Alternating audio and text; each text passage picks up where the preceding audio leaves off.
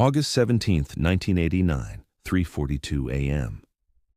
Carlos El Flaco Mendoza stood 3 feet from Pablo Escobar in a safehouse bathroom in Envigado, his 9mm Beretta aimed directly at Pablo's head, and pulled the trigger.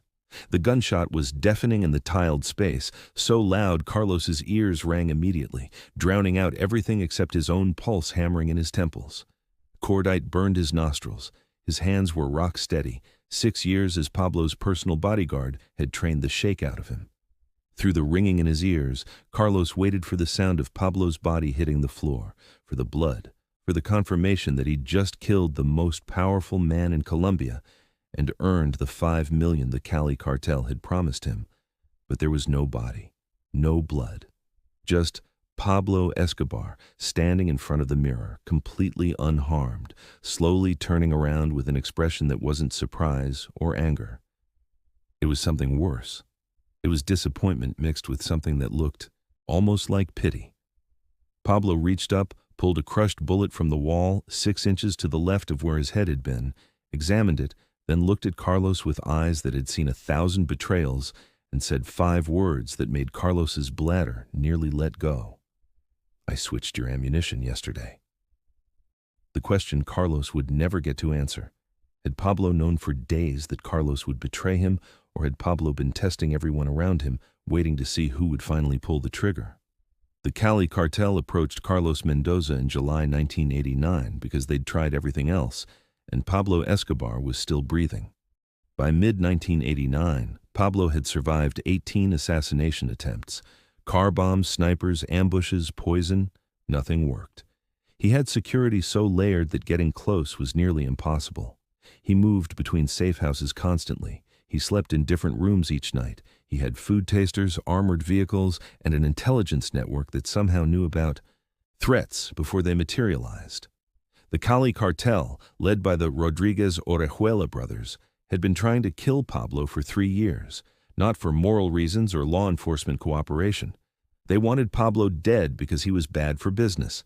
His bombings, his violence, his political assassinations, they brought heat that affected everyone in the cocaine trade.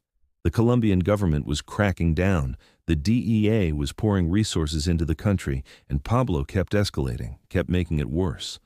So Cali decided they needed someone inside, someone close enough to Pablo that security wouldn't be an issue, someone desperate enough to take the job despite knowing that failure meant torture and death for them and their entire family. Carlos Mendoza was perfect. He'd been Pablo's bodyguard since 1983, had proven his loyalty in multiple firefights, had taken a bullet for Pablo in 1986. Pablo trusted him enough to be alone with him in vulnerable moments, bathrooms, bedrooms, early mornings when most of the security team was asleep. But Carlos had a problem. His younger sister Maria had gotten involved with a mid-level cocaine distributor who'd stolen from the Cali Cartel. The penalty was death. Cali's people had grabbed Maria in late June and made Carlos an offer through an intermediary. Kill Pablo Escobar. Maria lives and gets $5 million to start over somewhere far away. Refuse, and Maria dies slowly while Carlos watches, then Carlos dies, then their mother, then everyone Carlos had ever cared about.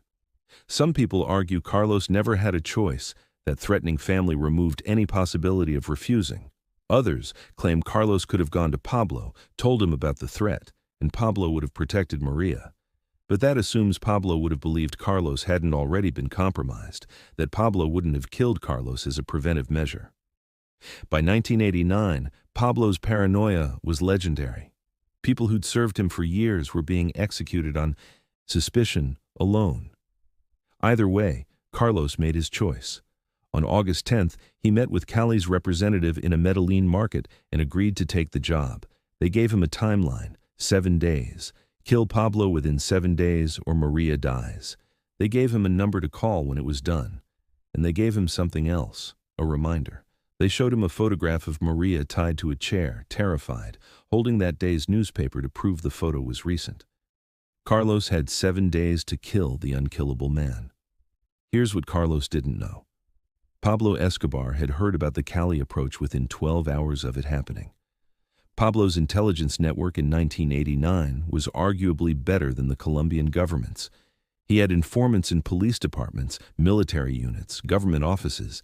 He had people in rival cartels. He had surveillance on his own men because Pablo understood something fundamental about power. You couldn't trust anyone completely, so you verified everything constantly. When Cali grabbed Maria Mendoza on June 28th, one of Pablo's informants in Cali, a low-level sicario who reported to both organizations, heard about it. The informant didn't know why Maria had been grabbed initially, but when Cali's people kept her alive instead of killing her immediately, that was unusual, worth reporting. The informant called Pablo's intelligence chief, a man named John Jairo Popeye Velasquez, and mentioned the Mendoza girl being held in Cali. Popeye knew Carlos Mendoza was one of Pablo's bodyguards. He knew that keeping someone alive as leverage meant Cali wanted something. He started watching Carlos carefully. On August 11th, the day after Carlos met with Cali's representative, Popeye noticed Carlos seemed distracted, nervous. His hands shook slightly when he lit cigarettes. He checked his watch constantly. These were tells, small behaviors that suggested Carlos was under pressure. Popeye reported this to Pablo on August 12th. Pablo's response was typical of his strategic thinking. Don't touch him yet. Let's see what happens. Some historians argue this proves Pablo was playing a psychological game, that he wanted to see if Carlos would actually go through with betrayal before acting.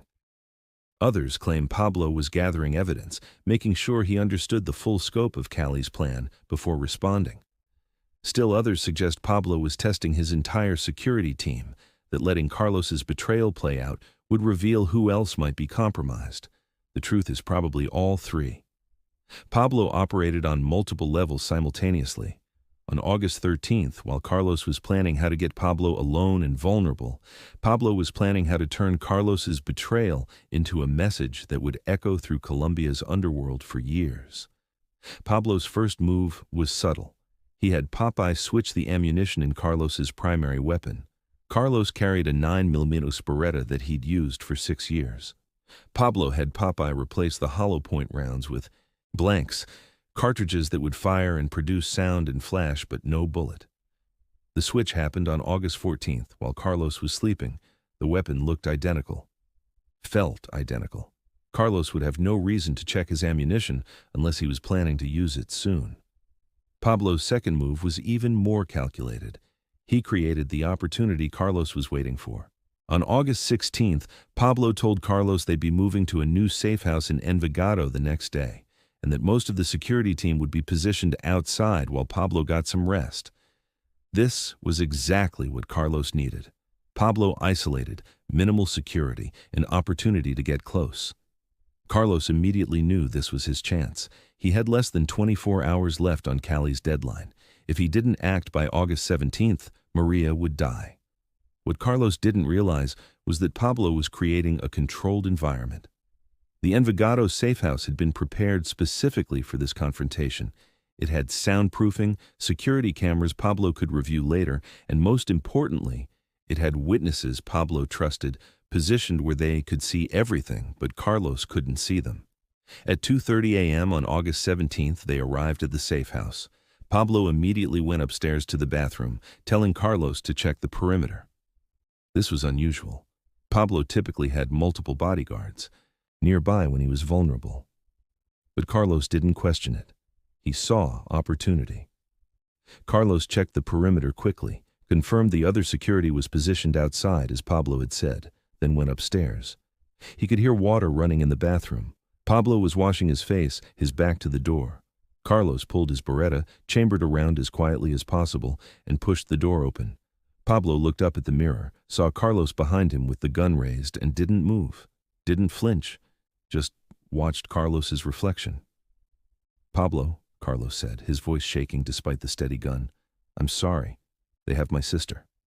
"I know," Pablo replied calmly. "I've known since August 12th. That should have stopped Carlos, should have made him lower the gun and beg for mercy.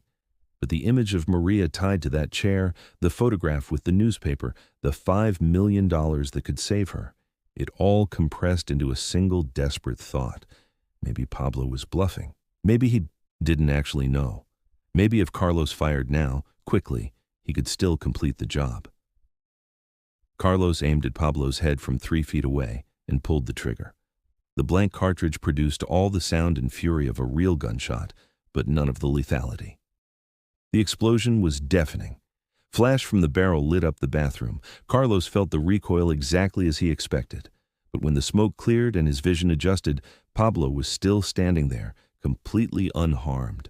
No blood, no wound, just Pablo Escobar turning around slowly, reaching up to the wall where a compressed wad of paper and powder had struck 6 inches from where his head had been. Carlos stared at his gun in confusion.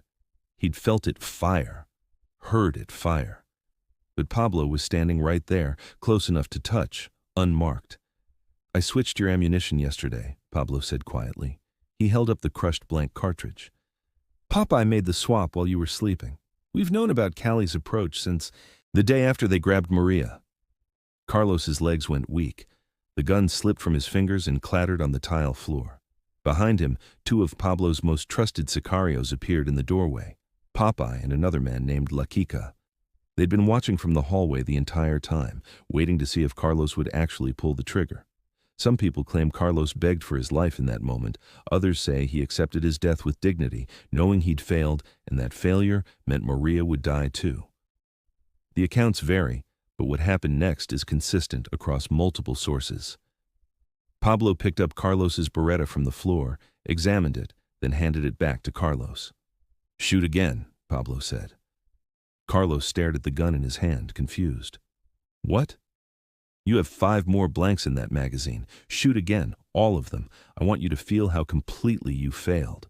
Carlos Mendoza fired all 6 remaining rounds into the bathroom wall while Pablo Escobar stood, 3 feet away, watching.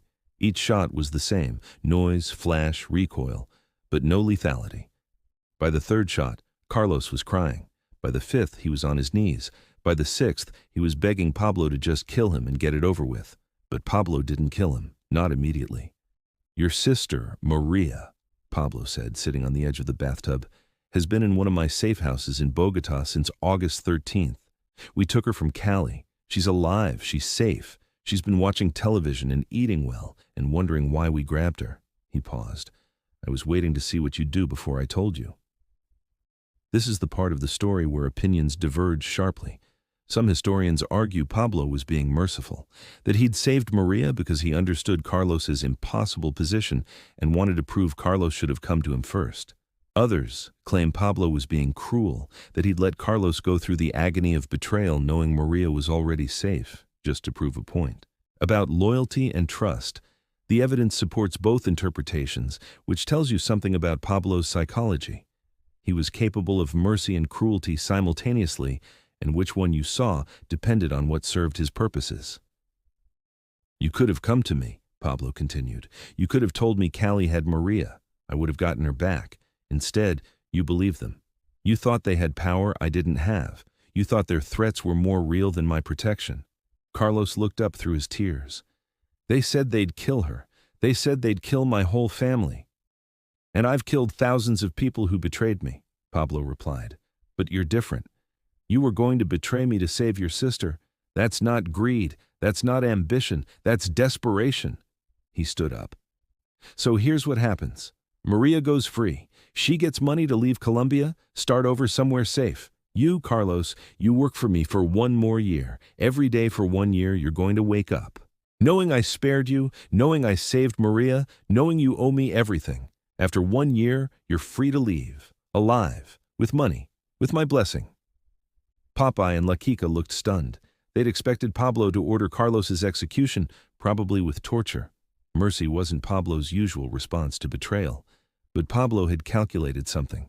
Carlos's failure, combined with Pablo's mercy, would create a story more powerful than another dead bodyguard.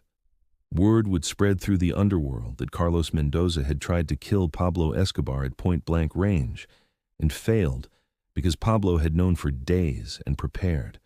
That Pablo's intelligence network was so good, he knew about betrayals before they happened. That even when betrayal was motivated by family, the most sympathetic reason, Pablo had still seen it coming. And the mercy would add another layer. Pablo could afford to spare Carlos because Pablo's power was so absolute that even failed assassins posed no threat. By August 20th, 1989, everyone in Colombia's underworld knew some version of what happened in that Envigado bathroom. The Cali Cartel heard that their assassination attempt had failed spectacularly, that Pablo had known about it the entire time, and that Carlos was still alive.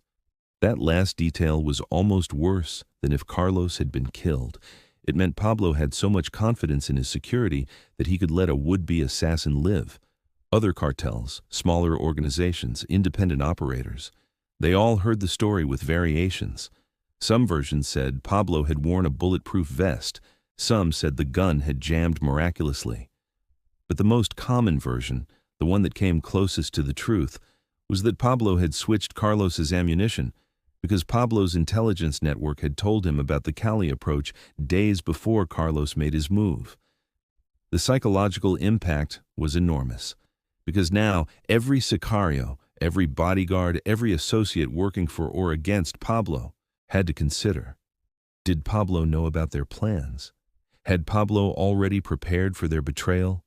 Was the gun in their hand loaded with real bullets or blanks? That uncertainty, that paranoia, was more effective than killing 1,000 people. Pablo had turned Carlos's betrayal into a demonstration that opposing Pablo Escobar wasn't just dangerous, it was futile. He was always watching, always 3 steps ahead, always prepared. Some historians argue this story is partially mythologized, that the blank ammunition detail was added later to make Pablo seem more omniscient than he actually was. They point out that most documentation comes from Pablo's people, who had reasons to exaggerate his capabilities. Others counter that multiple independent sources, including Carlos himself in later testimony to Colombian authorities, confirmed the basic facts. Carlos tried to shoot Pablo at close range. The gun fired but didn't kill Pablo, and Pablo revealed he'd known about the plot for days. Whether every detail is precisely accurate matters less than what the story accomplished. It reinforced Pablo's image as someone who couldn't be killed through conventional means, who was always watching, who turned even assassination attempts into demonstrations of power. Carlos Mendoza worked for Pablo Escobar for exactly 1 year after the bathroom incident, and that year changed him in ways he'd never recover from. Pablo didn't punish Carlos physically, but the psychological torture was constant. Pablo would occasionally make jokes about the blank ammunition, would ask Carlos to check weapons, knowing Carlos was remembering that bathroom, would send Carlos on dangerous assignments, testing whether Carlos would finally break and run. Carlos never broke. He completed his year of service in August 1990, and Pablo kept his word. He gave Carlos $100,000, gave Maria $200,000, and arranged for both of them to leave Colombia safely. Carlos and Maria went to Spain, changed their names, and disappeared from cartel life completely. Some people claim Carlos was traumatized forever by those 12 months, that he developed PTSD and never recovered. Others say he was grateful Pablo had shown mercy, that he lived the rest of his life knowing how close he'd come to destroying his family. Carlos died in 2003 in Barcelona, reportedly from a heart attack. He never publicly discussed the bathroom incident, though Colombian authorities interviewed him multiple times about Pablo's operations. Maria Mendoza, her real identity protected by Spanish authorities, reportedly married, had children, and lived a quiet life away from anything connected to her brother's past. The last confirmed information about her is from a 2015 interview where she said only, "My brother saved my life twice. Once when he didn't pull that trigger, and once when Pablo Escobar showed him mercy I still don't understand." The Cali Cartel never tried to use family leverage against Pablo's people again. Carlos' incident taught them that Pablo's intelligence network was too good, his preparations too thorough. They went back to conventional assassination attempts, car bombs, snipers, bribing politicians, methods that didn't require getting inside Pablo's inner circle. Pablo Escobar died 3 years later on December 2, 1993, killed by Colombian National Police on a rooftop in Medellin. Not betrayed by someone close, not poisoned or ambushed, just hunted down by people who kept coming until eventually, Pablo's luck ran out.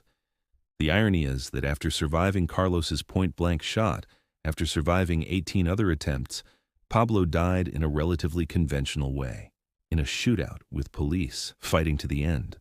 The story of Carlos Mendoza pulling the trigger in that Envigado bathroom became one of the most told legends about Pablo Escobar's power. Not because Pablo survived, he'd survived many attempts, but because of how he survived, because he'd known, because he'd prepared. Because he'd turned an assassination attempt into a demonstration that even his own bodyguards couldn't surprise him. Some see it as proof of Pablo's genius, others see it as proof of his paranoia. The truth is, it was both. Pablo survived as long as he did because he never fully trusted anyone, because he verified everything, because he turned that paranoia into a system that caught threats before they materialized. But that same paranoia isolated him, made enemies of potential allies, and eventually contributed to his death. Because when you trust nobody completely, eventually everybody becomes a potential threat, and you can't fight everybody forever. Next week, we're covering the time Pablo Escobar bombed a commercial airliner to kill one person, and how that decision changed everything about how Colombia and the world saw him. It's darker than anything we've covered so far. Hit subscribe. Drop a comment. Do you think Pablo was being merciful to Carlos, or just using him for psychological warfare? Let me know. And remember, sometimes the most terrifying thing isn't pulling the trigger and hitting your target. It's pulling the trigger and realizing your target knew you were going to do it all along.